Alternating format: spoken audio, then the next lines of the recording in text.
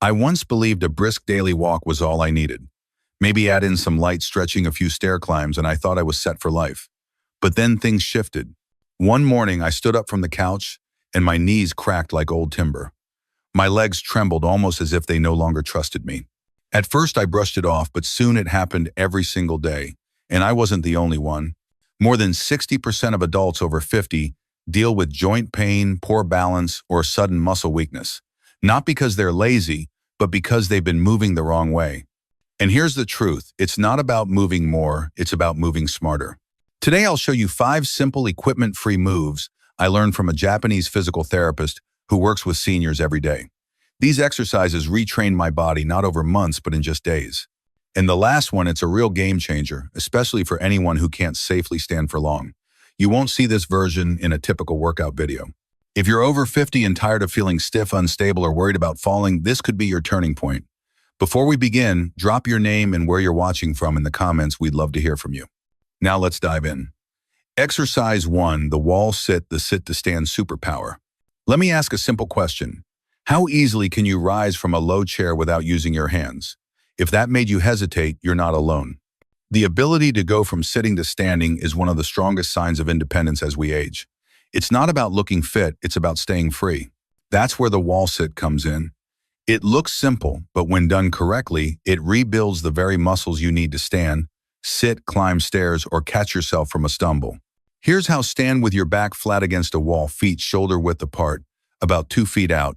Now slowly slide down the wall as if you're sitting on an invisible chair. Your thighs should be parallel to the floor, knees stacked over your ankles. Can't go that low yet, no problem. Just begin higher and work your way down over time. Hold the position for 20 to 30 seconds, then slowly rise back up. Rest and repeat 3 times. Now here's what makes it different. Unlike squats or lunges, the wall sit is isometric, meaning your muscles stay under tension without moving your joints. I remember the first time I tried it, my legs trembled after 15 seconds. But within a week, I could get up from the couch without leaning on the armrest. That's not just fitness, that's freedom. Start where you are, stay consistent, and this one move will quietly rebuild strength you didn't know you'd lost. Now let's move on to exercise 2. It may look easier, but it wakes up muscles you forgot existed. Exercise 2, the marching hold, because real balance begins at the hips. Here's a quick test. Stand tall and lift 1 foot off the floor. How long can you hold it without reaching for support? If it's under 10 seconds, don't worry, you're not alone. After 50 hip stabilizers and ankle control fade quietly, you won't notice until you suddenly trip over nothing. That's why the marching hold is deceptively powerful. Let's move on to exercise 3, a full body push without a single dumbbell. Exercise 3, the wall push, hold strength without strain. I remember the first time I noticed my upper body was getting weaker. It wasn't at the gym.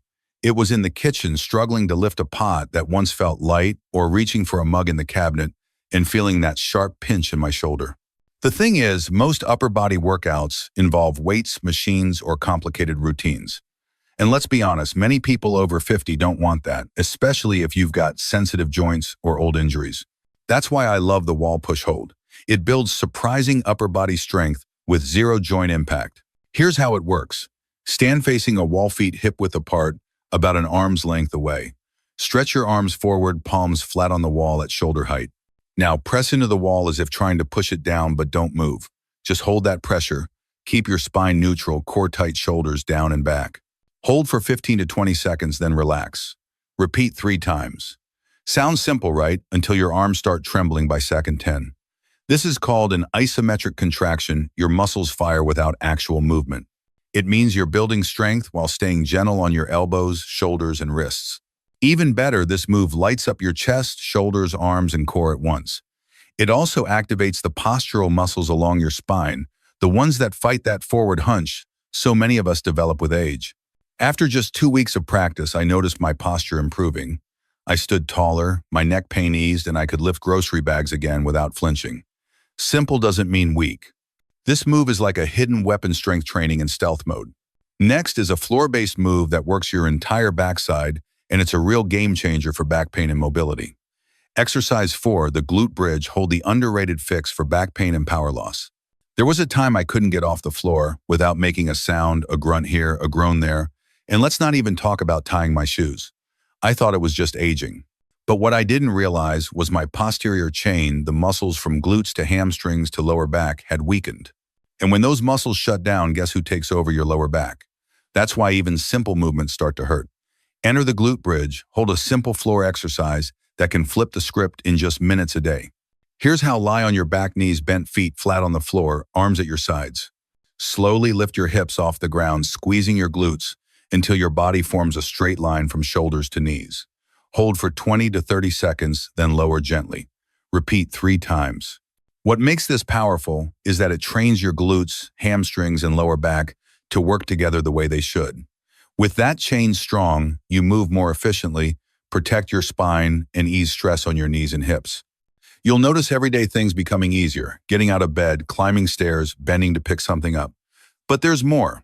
Holding this bridge also activates your core, improves pelvic alignment, and even helps with posture and circulation, especially if you sit for long periods. At first, I doubted it. I mean, just lying there squeezing your glutes, how much could that help? Turns out a lot. After a week of steady practice, my lower back tension eased, and I could get up from the floor without pushing on furniture. That feeling, that's called reclaiming your strength. Don't overlook this move. It's quiet, humble, but incredibly powerful. And next up is the most surprising one of all, especially if standing exercises are tough for you. We're taking it to the floor with a twist no one's telling you about. Exercise 5, the crossbody crunch lying version coordination without the wobble. Let's be honest, not everyone over 50 feels steady enough to stand on one leg and twist. And that's okay.